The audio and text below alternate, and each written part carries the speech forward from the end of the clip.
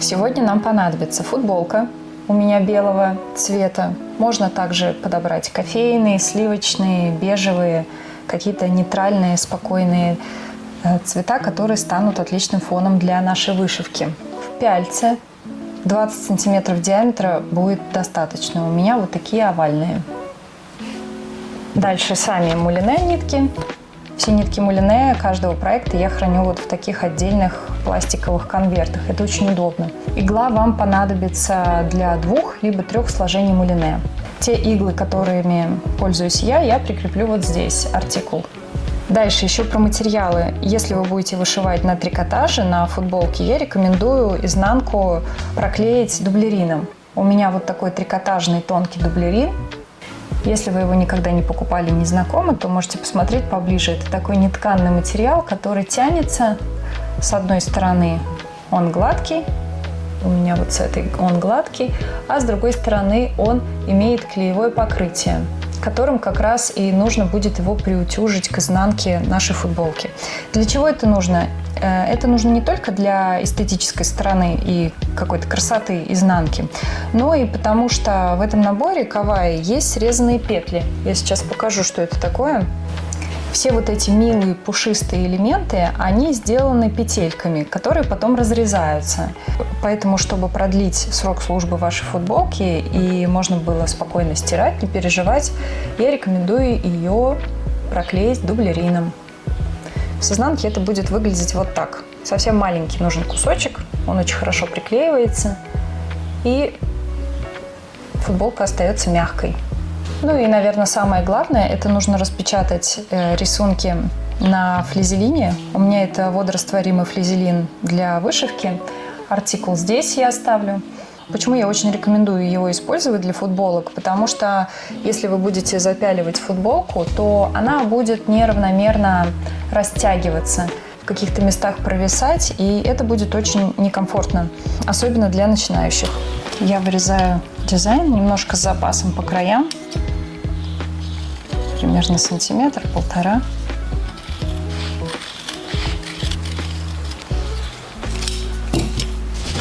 Чтобы точно наклеить по центру наш дизайн, я хочу найти сначала середину, поэтому футболку я складываю пополам.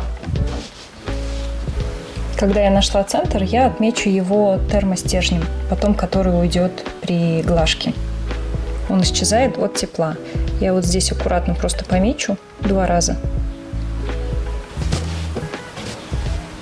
Флизелин очень хорошо отклеивается от подложки, он такой тонкий.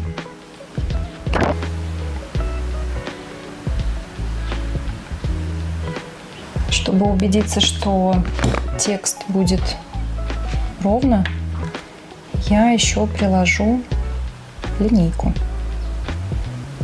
Я прикладываю вот так и вижу, что все в порядке. Для того, чтобы вышивать наши схемы, не нужна никакая дополнительная подготовка, прохождение каких-то мастер-классов, курсов, потому что все схемы рассчитаны на тех, кто вышивает впервые. И видеоурока вам вполне будет достаточно для того, чтобы разобраться самостоятельно. Я начну с центральных вот этих персонажей, черешинок. Сначала нужно будет вышить глазки, носик и щечки им, а потом заполнить их петельками. Сейчас я покажу, как это сделать. Я беру небольшой отрез черных ниток и беру отсюда 2 нити. Полная пасма состоит из 6. Я беру 2. Вот таким образом. Я сжимаю и вытягиваю их. Обратите внимание на свою иглу. Если вы вышиваете гладью, то игла должна быть острой. Особенно это касается таких материалов, как трикотаж. Потому что чем острее игла, тем легче вам будет вышивать. Я тоже решила взять новую иглу. У меня это игла номер 7. Небольшой совет, как продевать легко нитку в иголку без нитевдевателя. Нужно зажать большим и указательным пальцем нитку, оставив только краешек, а затем иглу одеть на нитку. Это всегда работает и получается очень быстро. Если вы вышиваете на одежде, не делайте узелки, потому что сзади вы не сможете потом проклеить дублерин. Для этого проекта я рекомендую делать закрепки. Закрепку можно сделать немножко отойдя от того места, где вы будете вышивать, допустим, где-то здесь. Вы можете сделать прокол иглой снаружи, чтобы просто не переворачивать пяльцы. И вот таким образом закрепить. Сделать несколько микростежков. Один и другой. А затем уже вывести в то место, где вы будете вышивать. Я буду вышивать глазки. Простым гладевым стежком я вышиваю первый глаз.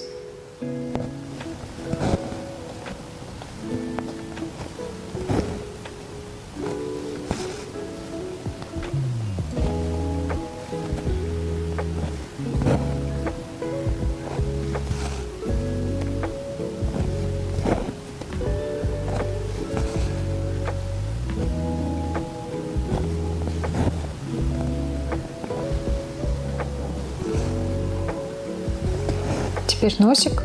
Отрежу вот этот кончик, чтобы он не мешал.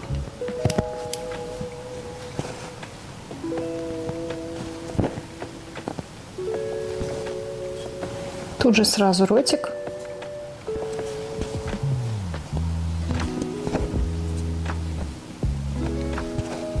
В конце я делаю точно такую же закрепку, как я делала в начале. Отступаю примерно сантиметр. И делаю микростежки. Вывожу нитку на лицевую сторону и обрезаю. Готово. То же самое теперь нужно проделать щечками.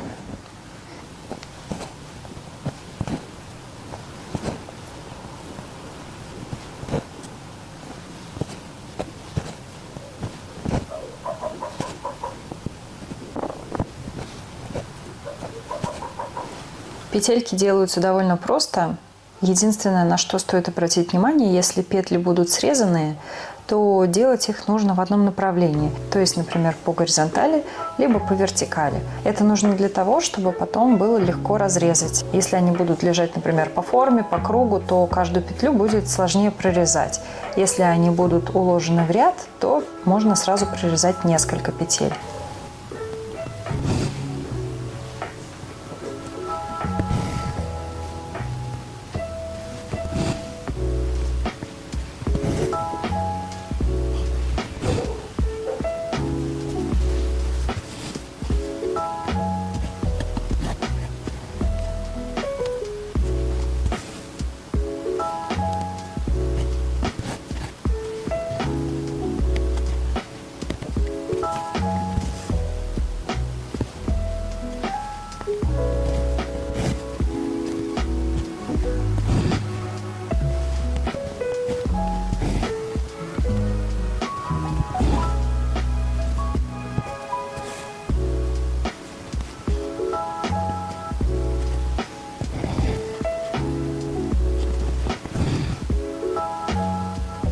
Вот я постепенно приближаюсь к месту, где мы вышивали его мордочку. И сейчас я просто буду обходить вот эти места и продолжать точно так же делать в ряд петельки. И точно так же вокруг одного глаза, другого глаза, щечек и вот этой мордочки. Все полностью нужно заполнить петельками.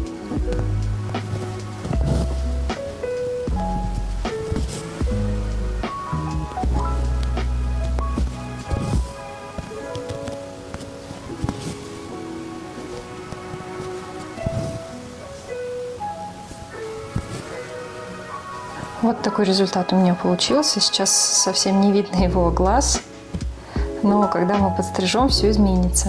Для этого вам понадобится 2 пары ножниц, одни маленькие, можно такие швейные взять, или маникюрные, вышивальные, какие угодно, для того, чтобы разрезать петли. Они должны быть острыми. И ножницы с длинными лезвиями. Этими ножницами мы будем делать вот такое движение, просто подравнивать их. Теперь я разрезаю петли.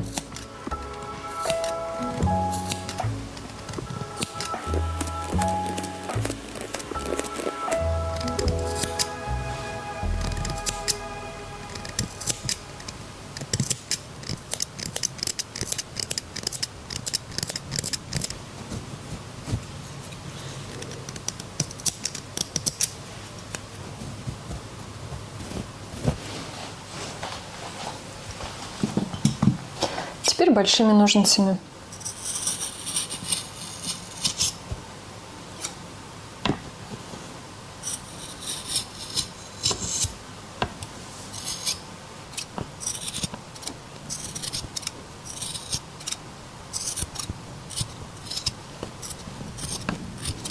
Для того, чтобы убирать вот эти ворсинки, очень удобно использовать либо скотч, либо вот такую липкую ленту,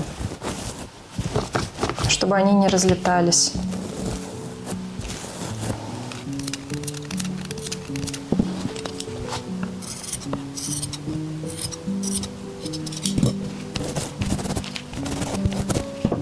После того, как вы обрезали всю мордочку, нужно выстричь вот это место, где у него располагаются глазки, носик и щечки. Это лучше всего сделать маленькими ножницами.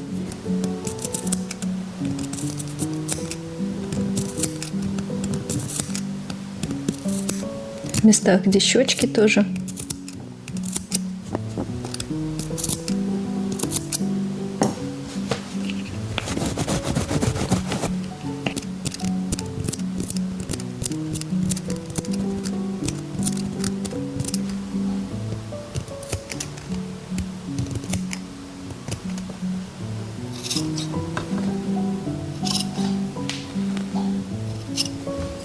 И еще одна из рекомендаций, если вы вышиваете в 2 нити мулине, чтобы не делать закрепки, особенно это касается шрифта, можно делать вот таким образом. Сложить нить пополам и продеть нить вот так в иглу 2 кончиками.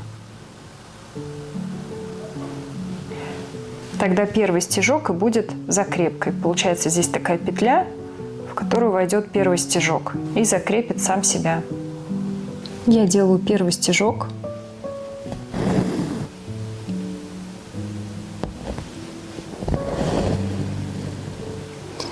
И на изнанке продеваю вот в эту петлю, которая образовалась из-за сложения нити. Затягиваю. Теперь делаю следующий. Нить закреплена.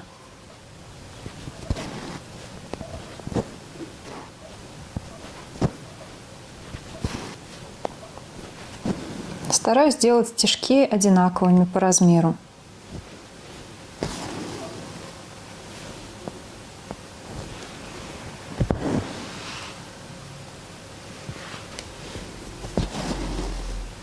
Так как я делаю протяжки между буквами, я стараюсь, чтобы последний стежок был максимально приближенный к первому стежку новой буквы.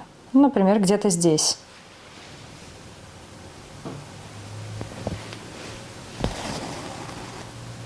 И сразу начинаю вторую букву. Тоже заранее продумываю маршрут таким образом, чтобы последний стежок был здесь, чтобы потом начать следующую букву. И так все слово. Между словами протяжки не стоит делать. Лучше всего сделать закрепку микростежками, продеть новую нить в иглу и начать новое слово.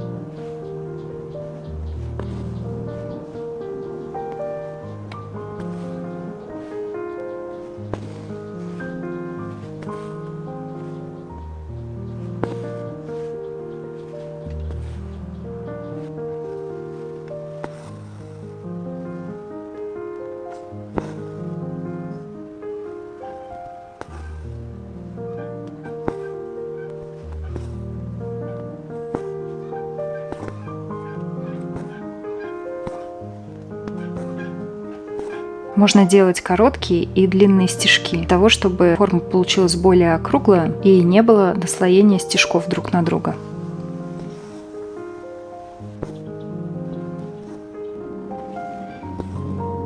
В центре вышивку завершаю французским узелком. Раз, два оборота. Бантик вышивается гладью, короткими длинными стежками. Я уже вышила правую сторону, сейчас перехожу к центральной части.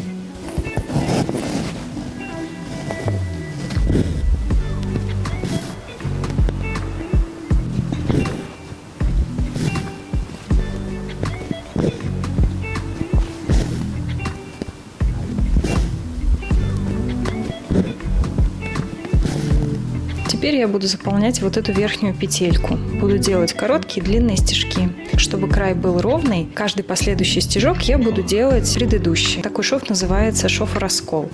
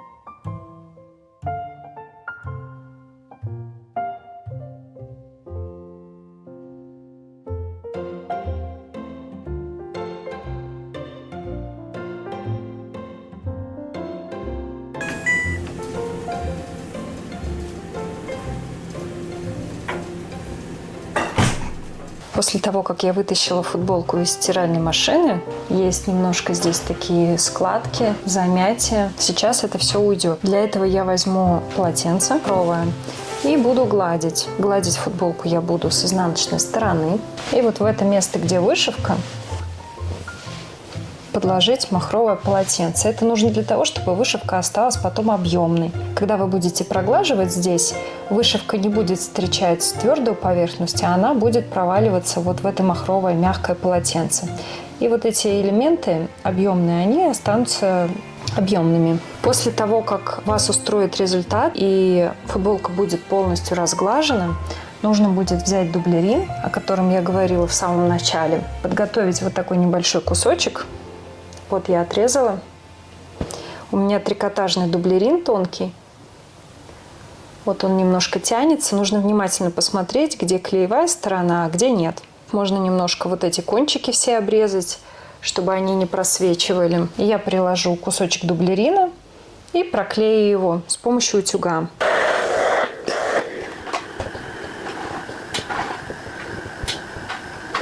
Вторым полотенцем или просто пальцами можно вот так расправлять. Это тоже очень хорошо помогает, чтобы в конце у вас не было здесь таких маленьких защипов, заломов.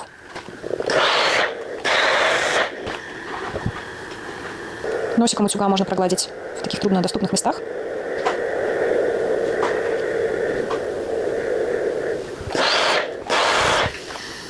Пар я использую только в начале, потом я уже глажу без пара. Для того, чтобы получился идеальный вариант, стоит просто уделить чуть больше этому внимания и времени, и должно получиться все хорошо.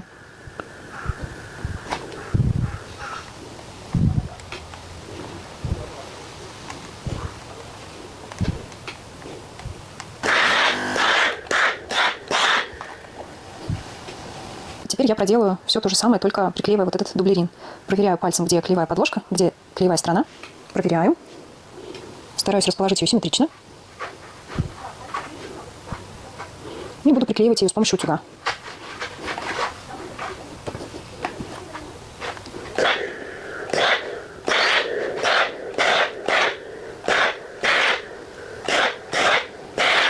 Стараюсь не растягивать футболку. Сначала приклеиваю с помощью пара, потом пар убираю и глажу уже без пара. Как правило, дублерин такой трикотажный очень хорошо приклеивается, и после стирки он остается на месте.